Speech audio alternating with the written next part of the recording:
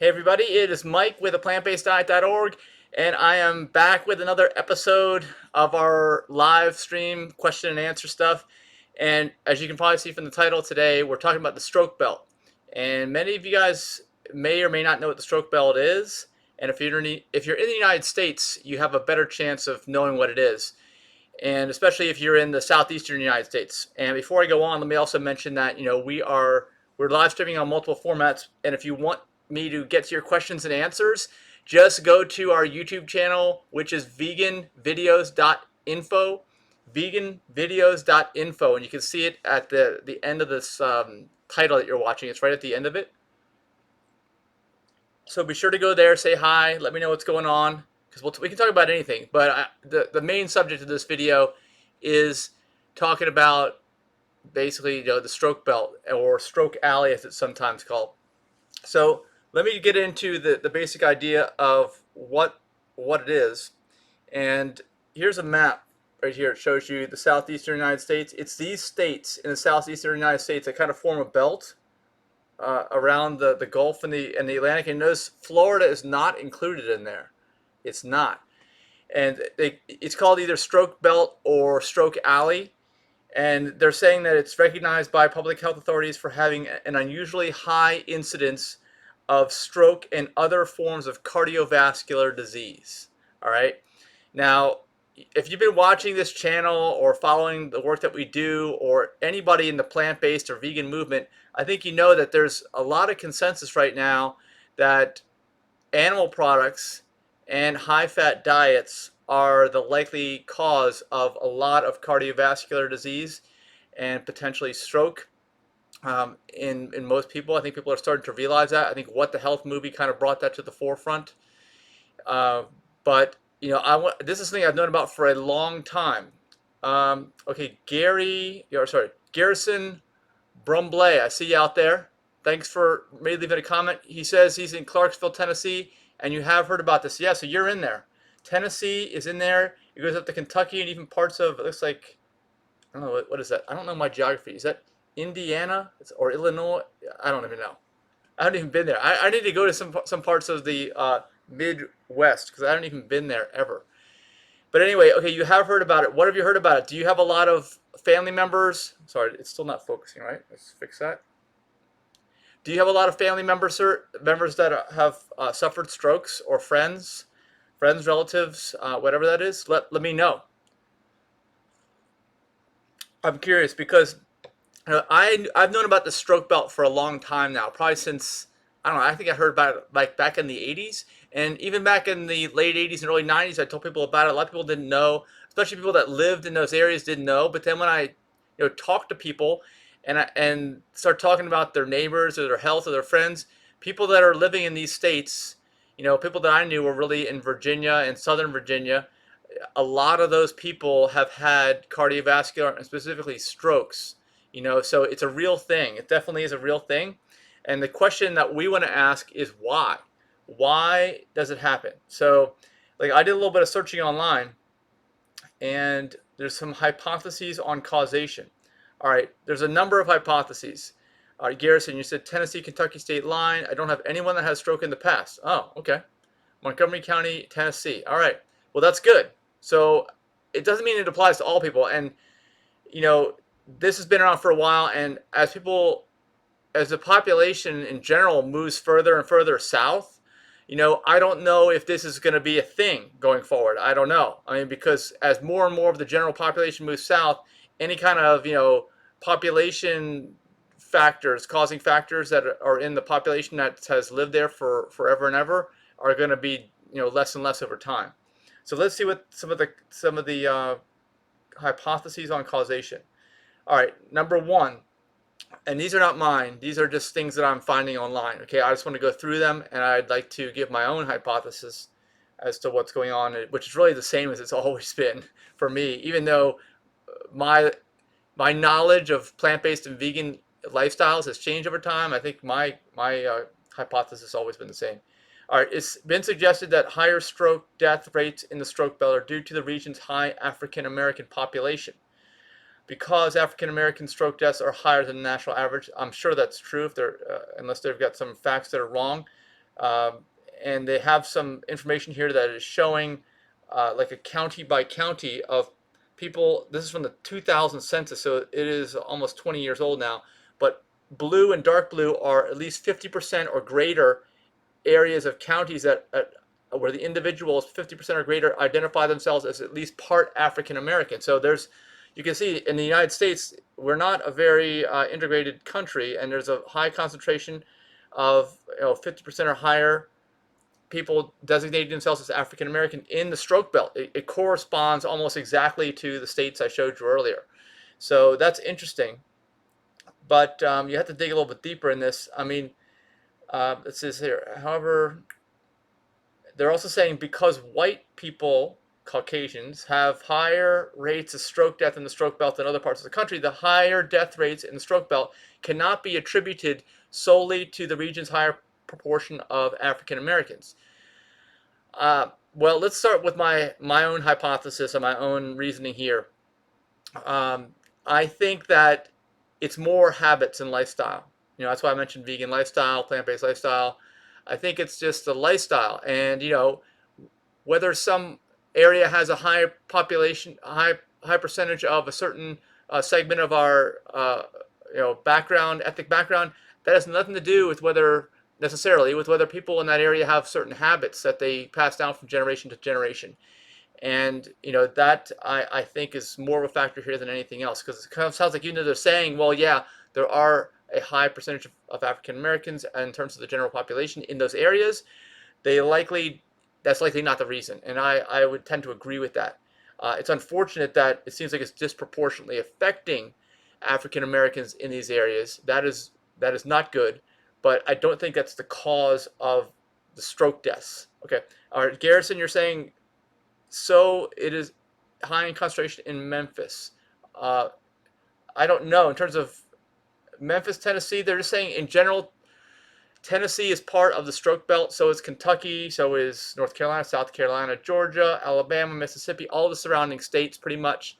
It's just in that area where the average person in Tennessee has a much higher likelihood of suffering death or debilitation from a stroke than in other parts of the United States. So this is really dealing with just the United States. Okay, next hypothesis. In the early 1990s, it was hypothesized that selenium deficiency in the soils of the coastal plain might be a causative factor, since most of those states are on the coastal plain. So Tennessee and Kentucky are not, that's for sure. The subsequent recognition of high stroke incidence in areas with different soil characteristics led researchers to reject this hypothesis. Yeah, because they're still finding high strokes rate in Tennessee and Kentucky, which don't have that selenium in the soil. So that was rejected. All right. Next one. Some observers have assumed that more stroke belt residents suffer from unrelated hypertension. However, researchers have found that residents of the southern United States are as likely to be aware of hypertension and receiving treatment as residents of other regions. Additionally, researchers who documented the region's elevated incidence of pediatric stroke noted that if the stroke belt is solely caused by regional differences in stroke risk factors, it should not apply to children. All right, so I guess they ruled that one out too. So still don't have any conclusions so far. Next one. It has been suggested that one cause of higher mortality may be predominantly rural character of the region, which increases the distances that patients must travel to obtain emergency medical treatment. Okay, Denise and my wife Denise, talked about this, and that is possible. But the underlying factor, like what's the cause of these strokes? Okay, you know, I don't think it's just like a stroke mysteriously happens to people in the stroke belt, and well, if they can or cannot make it to the hospital, that determines their death rate. I mean, it may, I guess, but we need to go back to why the stroke's happening in the first place. I don't think this has anything to do necessarily with it. And in fact, in 20 years, since they did that census map that I showed you, people keep moving further and further south. The South keeps getting developed. The South is not what it was 20 years ago. Things are not quite as rural, although in certain areas it's very, very rural for sure. And I can see why this might be a factor, but it could be a factor in any rural area. I mean, let's put it this way. You have areas of Montana, right? North Dakota, South Dakota, where it's mostly rural. Oklahoma, they're not suffering from these issues like these people in the stroke belt. So I would totally not put much weight in this at all. Regional differences in standards of medical care have also been suggested as a contributing factor. In one study, researchers found that patients discharged from hospitals in the stroke belt after suffering acute myocardial infarction were also likely to be treated with less likely to be treated with warfarin. I guess it's a drug than patients in other U.S. regions. Okay. I suppose maybe, I don't know, standard of care. I'm not a doctor. Any physicians out there, weigh in on the standard of care and weigh in on if this is changing, because everyone seems to be moving to the south, especially these states that are gaining a lot in population. All right, next one. There's a suggestion that higher stroke incidence in the stroke belt is related to experiences or exposures in childhood. Now, I don't say what experiences or exposures in childhood. I'm guessing it's lifestyle. I guess it's what's handed down to you from your parents in terms of your lifestyle, your level of physical activity, what you eat, those types of things. I think for sure, absolutely, that's probably a factor in here. I think what's keeping me out of focus is the glow of my screen. That's interesting. All right, I'm not going to hold it so close to me. All right, and it's also probably better for my health. It's been another one. It's been proposed that poverty and malnutrition in previous generations, which resulted in poor prenatal nutrition and low birth weights, led to predisposition to cardiovascular disease in adult life. Now, I don't know. Any doctors out there know about this? I don't know about that, but I would discount this one as well. I think that just like so much that we have learned in the plant-based and vegan movements, it's lifestyle related. Lifestyle can be changed. Things can be halted and reversed. Okay, conditions can be in a very short period of time. So you're talking about something happening over a very long period of time in previous generations. I wouldn't put much weight in that. That's my own personal opinion. Now we get into the real meat. Okay, the real meat of this, the vegan meat. Diets high in fried and high-fat foods, such as fried chicken or fried fish, which are prevalent in the region, are thought to contribute to higher risk. Okay, I would say yes. I would say it's almost like and it doesn't mention it in here, but a lot of people have mentioned it, in a lot of these documentaries about this movement, food deserts. I think that there are probably so many food deserts in these areas. Food deserts are usually, I feel like, more brought about or talked about with urban downtown areas. But if you're talking about rural areas, there's food deserts too. Even though they're growing stuff, they're growing crops, but they're probably like monocrops to feed the animals. They're probably livestock. The world's largest hog slaughterhouse is in North Carolina. There's all kinds of huge slaughterhouses. That's a big part of the economy. So that's where they're getting. That's what they're doing in those areas. That's probably what they're eating more of too, unfortunately. All right, last one. The same geographical area also has a higher than national average incidence of lung cancer. I believe that, as it is where much of the tobacco in the United States is grown, and has been at least. I don't know if that's the case anymore. I don't even know how old some of these things are. Smoking is reputed to be the strongest contributing factor to developing both diseases, meaning lung disease and cardiovascular disease. The strongest contributing factor. Now, I don't agree with that necessarily. I don't know where they're getting this from. Actually, I want to click on this. This is from mortality from smoking in developed countries, 1950 to 2000. Okay, that ended in 2000. I think that we know more nowadays. Yes, of course, smoking or being around any kind of smoke, it's not just tobacco smoke, okay? Any kind of constant air pollution, campfires, you name it, is going to cause lung cancer, okay? I think we know that at this point in time. But in terms of the cardiovascular disease, I think that the second from last one is all you need to know about this. Let me know in the comments what you guys think. Go to VeganVideos.info. You can type your comments to me right here, right now if you want to, or later if you're watching this not live. But I do believe it's just simply diet and lifestyle related. I think that I'm very concerned that I have read all these different hypotheses that are probably almost all wrong or highly misleading at best. I think that, in the year 2019, when I'm recording this, I would think, like I said, I've known about this since the late 80s, and I've felt the same way. I felt it's diet and lifestyle. I mean, the food, Southern cooking, right, is great. It's delicious, but it's it's slowly killing you over time. Actually, fairly rapidly, really, because if this is called the stroke belt, it's not just because somebody thinks it's funny. I mean, it's truly, there's a much higher incidence of strokes in this area of the United States as compared to other areas of the United States. So the food is what is it, right? That's Dr. Michael Clapper. He's one of our consulting physicians for the A Plant-Based Diet.org nonprofit. That's what he says. It's the food. So, is this new information for you guys? I'm just curious. Do you know about the stroke belt? Have you heard about it? I mean, we do so much work in Florida because according to the map, Florida's not in there. See, Florida is kind of left out of that part of the stroke belt.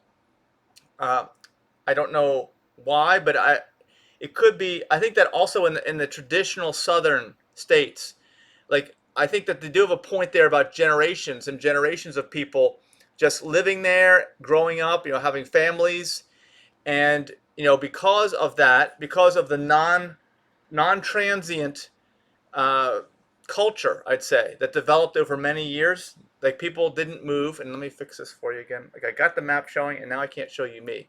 Okay, people didn't move. People didn't move to the south. This is before air conditioning. Nobody wanted to move to the south. Let's be honest. I think air conditioning totally made the south open up to so many more people that would consider living there nowadays that wouldn't in the past. And of course, the concept of slavery. There's a reason why there's a very high percentage of African Americans still living in that area is because that was like the hub of slavery in the United States. A very very bad thing, and you know some of this may be the result of I don't know just how that progressed. Even though slavery was abolished, this is like the new form of enslavement in a way. Because we started our nonprofit as an educational organization. We make these videos as a way to educate people, but there are still a lot of people, I think, that in general that um, that just don't know about this stuff, and they just kind of follow what goes down from generation to generation, and that's why we're doing this.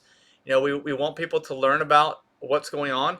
So I do believe that there's many different reasons as to why the culture and the diet and the lifestyle has been so bad in the South. And another contributing factor, I'm just thinking off the top of my head here, due to the lack of air conditioning and nobody moving down south. Well, what kind of culture do you think that develops when it gets really hot, which it does for a lot of the year down in the south? And let's go back in time to like 1940s or whatever, and you didn't have air conditioning. Well, what were you doing? You really weren't doing much. I'll tell you, if anybody out there lives in a hot climate and just decides to go without air conditioning for a couple of weeks or whatever, you'll see what I'm talking about. I mean, most people work indoors nowadays. Even you don't even experience what it's like without air conditioning. But it really drains you, drains your energy. You don't want to do anything. And even though the culture has progressed to the point where we've got air conditioning in almost all homes now, there's still those behaviors or those patterns that are handed down from generation to generation. So there's a lot. I think what goes along with this lifestyle is a lot of not enough movement for various reasons and in various things. There's a reason why people say that TV rots your brain. At least they have for years and years. TV's different now, though. TV's not what it was. I mean, you can be watching your mobile device and walking down the street, and people will say it's dangerous actually because you're going to run into somebody. But you can be moving and watching your mobile device. I mean, I guess you always could have set up a TV in front of your treadmill, but truly nobody's doing that. You have to have a purposeful movement, and traditional television has zero purposeful movement. You're just sitting there. You're just rotting away in a way, your body. If you don't, you either use it or lose it. If you guys have heard of that. So these are part of the lifestyle factors. And let's get into the diet. Okay, we've done a video. Actually, I think I still need to do a video. What's the healthiest diet for humans? I haven't done that one yet. But let's get into the South, because we're talking about the South. We're talking about the stroke belt. What are these traditional foods? Just like they said, it's fried. There's lots of butter, lard. There's lots of meat, lots of red meat, lots of salt. Okay, they take these things. I mean, I'm not going to tell you that they don't taste good. I've had them. I've had people who are raised in the South who are really good cooks, and they taste great. And that's got nothing to do with whether it's good for you or not. It's got nothing to do, but it does have everything to do with if it's going to hurt you or not. And the problem is that, just like we hear so much in this movement, that momentary, taste on your taste buds, is it worth years of suffering, ending your life decades early, drawing everybody into your illnesses and having them to put everything aside to take care of you?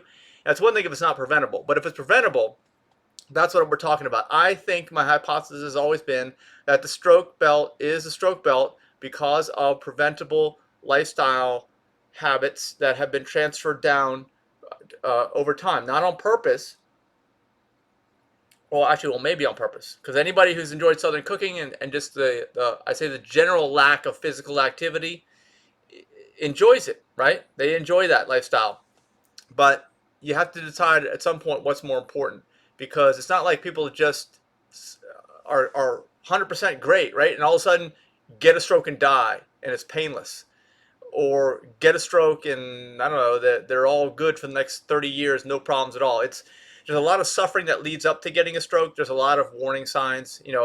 Almost everybody I'd say that probably has ever had a stroke has had all kinds of symptoms leading up where your body's complaining, whether that's high cholesterol, high blood pressure, fatigue, being overweight, all kinds of outward symptoms that something's wrong. And of course, all those things, whenever you have any of those things, you don't feel good. So if you have a whole lot of them together, you're not going to feel good at all, and eventually your body's just going to shut down. Which, in my mind, a stroke is kind of one of those things where the body just kind of gives up.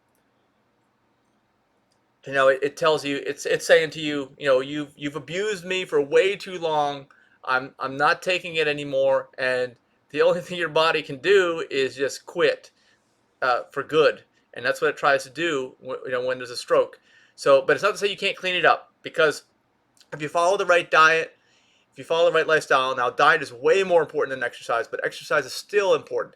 Remember, the biggest benefit of exercise, I'd say, is as an antidepressant, because it is definitely the best, most effective antidepressant, way more effective than any pharmaceutical you can take, with absolutely zero negative side effects and all positive side effects. So that is the main reason I say for exercise. Although you still got to move, you really want to have purposeful movement. Live somewhere where you can walk around. And we've talked to. Oh yeah, here's another thing. This is another part of the stroke belt. I've talked with Denise, and my wife have been talking. You know, um, you hear from people who live out in the country, and of course, like the stroke belt, more rural. They're saying, right? Because that means further distances from hospitals. So what does it also mean? Oh, clean, fresh country air. I want to live in that clean, fresh country air. I don't want to live in the dirty city. And you know what? That is a correct statement. I don't think anybody wants to live in a dirty city with bad air quality. Okay, I don't want to. I don't even like to spend a lot of time in downtown areas, and maybe it's because of that. But maybe that's going to be changing in the near future, as a lot of downtown areas and very urban countries or counties and things ban the use of internal combustion engines within the high population density areas. So I don't know if you guys have heard about that, but that's a great thing. It's going to clean up the air in the downtown cities, no matter what. But of course, the air outside in the country areas is great. It's fresh. But what's the problem with this? Okay, in theory, it sounds amazing, right? You're just gonna be breathing in fresh country air all the time. But here's the problem. As Americans, we love our cars. So and as humans, we try to do the most efficient thing we possibly can. If you live 30 miles outside of town, there's no way you're going to walk to town. There's no way you're going to ride your bike into town. And even now, with Amazon.com and everybody else delivering to you, you may never have to leave the house. Okay? But the problem is, in these country areas, there really aren't any really good places to walk or to hike unless you live right next to a park. Okay? Now, some people do, but most country areas are just larger lots. That's what people want. They want more land, more privately owned land, and more long, high-speed public roads. They're not conducive to walking. They're not conducive to running. I see plenty of people walking and running on these roads, but the average person is not going to do that. And they're not going to want to do that. I wouldn't even recommend it.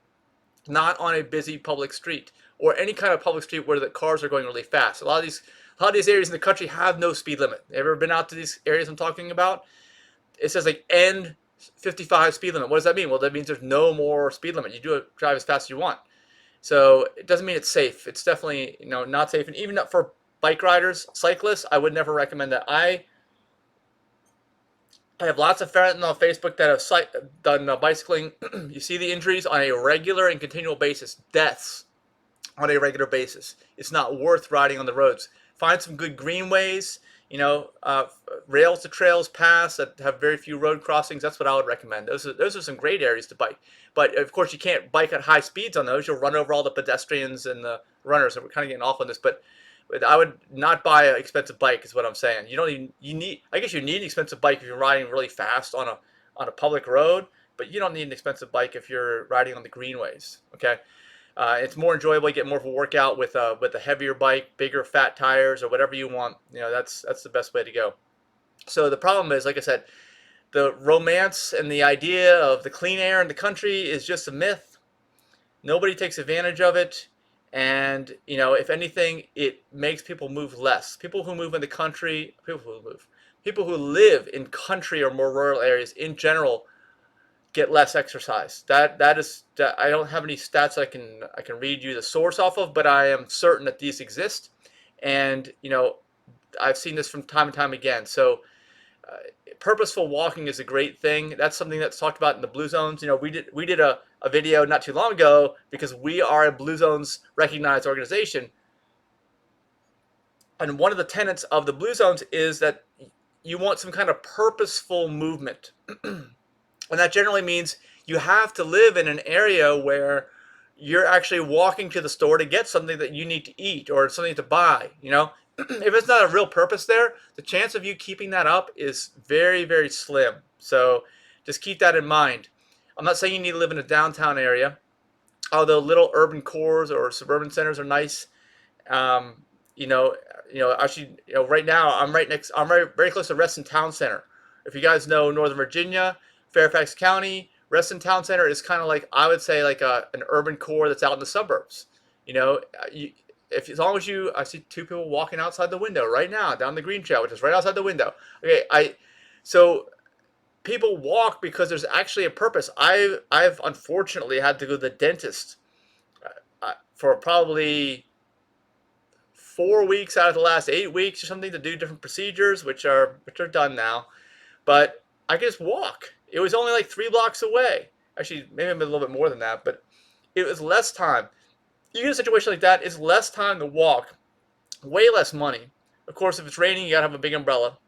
I would highly recommend investing in a big golf umbrella. But these are the things you got to do. All these things I'm talking about.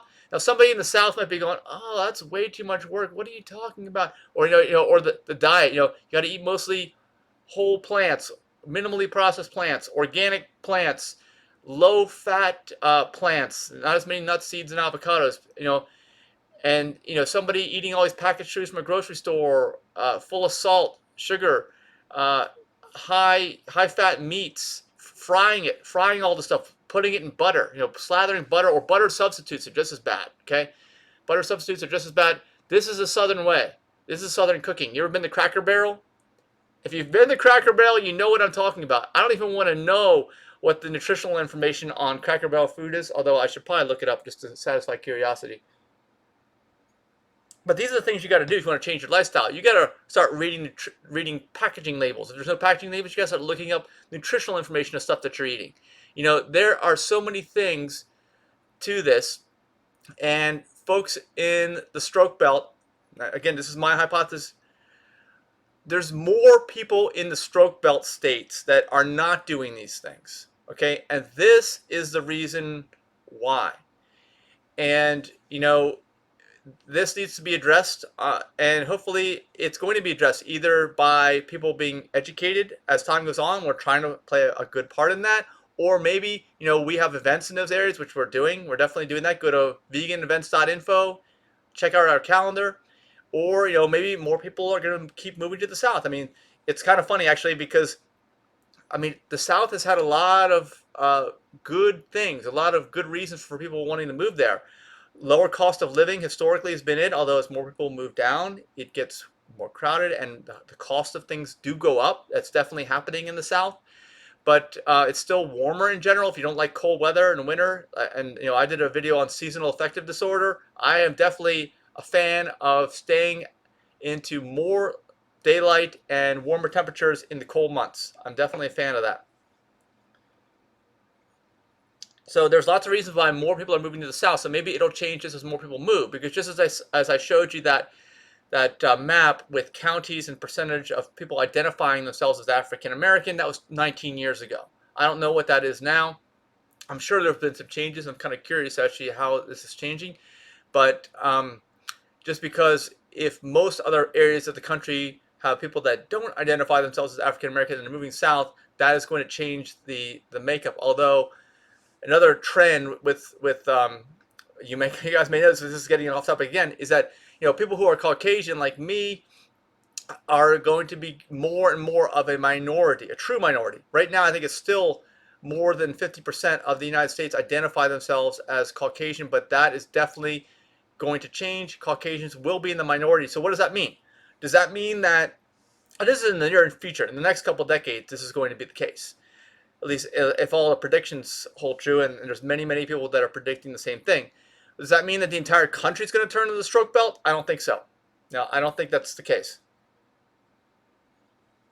So I think it's lifestyle and habits. So hopefully people will learn the right lifestyles, the right habits, and if you know anybody out there that lives in the stroke belt, has friends and family that get strokes, because I've known these people. I know that some people like that are some of the most resistant folks you'll ever meet in your life. Okay, another part of this video. I guess I might as well say it. That's part of the problem. It's considered like their culture. All the things I've named in terms of the stereotypical Southern this, Southern that. If you're raised in the South for generations, you consider that. You identify with that as your culture. Okay? And if someone attempts to explain to you that this is actually severely damaging to not only your health, but creating a massive burden to those around you, they, in most cases, don't want to hear it. Okay? This cultural thing is almost like, if you ever knew people back in the day who were smokers, tobacco smokers, and they were vehemently defending these, tobacco companies as being like they're victims of people who's out there with propaganda, trying to brainwash everyone that there's something wrong with smoking. We all know there's something wrong with smoking now. But back in the 70s, I think there was a lot of people that resisted. And people will resist cultural changes like this too, because this is a cultural change in my mind. You're talking about lifestyle, you're talking about culture. Just like, how you have the blue zones where they identify, we did a video on this, they identify like the 5 places around the world. California, Loma Linda is one, in the United States. Well, they didn't identify any cities in the South, in the stroke belt. You ever notice that? There's a reason why. I think that we all know, and the blue zones has identified, that this is based on lifestyle and habits. The reason why somebody is happy, healthy, not sick, not suffering is because of their own choices that they make. And if you're not doing well, short of some kind of genetic freak thing or some kind of horrific traumatic accident you've been in, you probably can change it for the better. That's kind of why we're here too. We're trying to get this message out that you can do that. Anybody can do that. So, but the problem is, if it's cultural, if you identify it as your culture, you're going to throw up a wall. Does anybody know people like this? Let me know in the comments. If anybody out there who's doing that right now, go ahead and tag them in this video so they see this video, because people need to know that. First of all, don't think that you know everything. All right, that's part of the problem. I'd say like somebody, it's kind of like love of culture, like love of country, whatever. It's good to a certain point, I suppose. But when you get to the point, when you cross over a line where you've determined already that you've already got everything figured out, and you already know all this stuff, and there's no new information out there, and I don't care what you have to say, that's when we have all this resistance. And this is the kind of the resistance that I've seen in the stroke belt. And yes, I am bringing this all back to the stroke belt. I know none of this was mentioned in what I read online, and maybe things have changed these days. I know that back in the late 80s when I was saying this, it was definitely a problem. Back in the 90s, definitely a problem. Now we're in the age of information. Maybe enough stuff's gotten around so that maybe they've already heard. Maybe the average person in the stroke belt has already heard this, 10 times from different sources. And maybe it just takes one more person to say something like, oh, okay, yeah, I'll look into this. I guess I don't want to feel sick for the rest of my life anymore, And it's hard to say that. That's another thing. It's hard to tell somebody or to accept for someone that you're really just feeling sick, because a lot of people, they get into these patterns and they're so deep and embedded. They think, oh, well, that's just me. That's who I am. This is me, but that's not the case. You can reinvent your health every single day of your life. Like I said, short of some freak genetic thing or short of some highly, highly horrific traumatic accident, short of that, most things are haltable and reversible, and of course preventable. You never get them in the first place if you just pick out this habit. So if you're into any of this stuff, by all means subscribe to our channel. This is the kind of stuff we're talking about. Show that it's fun. You can do all this stuff. Enjoy your life. There's nothing more important than your health. That's the thing. Like, the stroke belt is one side of this equation. It's the really, really bad side that I would never want to have to be stuck in. Although, I'd say that maybe I was for a while. My cholesterol started creeping up. It doesn't take much. It doesn't take much to get stuck in that. But the other side is just like true health, right? There's nothing more important than your health. I don't care what you have or don't have. It's meaningless if you don't have optimal health. And this is something you can work on all the time, anytime. You can learn it. There's always more information. I don't know it all either. We're just presenting what we know as we know it. And of course, we're also doing events. You guys want to go to any of our events? Go to plantbasedevents.info, plantbasedevents.info, and look us up, look our calendar up. We're probably going to be in your area. We are mostly on the East Coast of the United States, and that's why I'm doing this thing about the stroke belt. Maybe we'll do more videos on the stroke belt, because we are getting into the stroke belt and with some of our larger events, and we want to have a positive impact. Not just we just want a positive impact to happen regardless of who does it, because it's much needed. If there's a place called the stroke belt, like I said, there's a reason. I think we know that at this point in time. So anyway, give us a thumbs up if you like this video. If you want to subscribe to our YouTube channel, that's at VeganVideos.info. Our calendar is you can do VeganEvents.info. That'll go to our calendar too. So I'm Mike, and thanks so much for watching. Our next big event is in like 11 days now, I think. Actually, 12 days. November 3rd, if you're watching this. Wake Forest Veg Fest. And if you're late watching this, well, maybe check it out for future years. We hope to make it an annual event. And we've already got like 3,000 people that are either yeses or maybes to this event. We want to make it a big community event. You don't have to be plant-based or vegan, but we have lots of great presenters who are going to be at the event. We're showing Code Blue movie, a screening, which is an amazing movie. Look it up if you don't know much about it. Or just go to wakeforestvegfest.org and find out what we're doing with our Veg Fest. So anyway, thanks so much for watching, and glad you're here. Have a great day. Bye.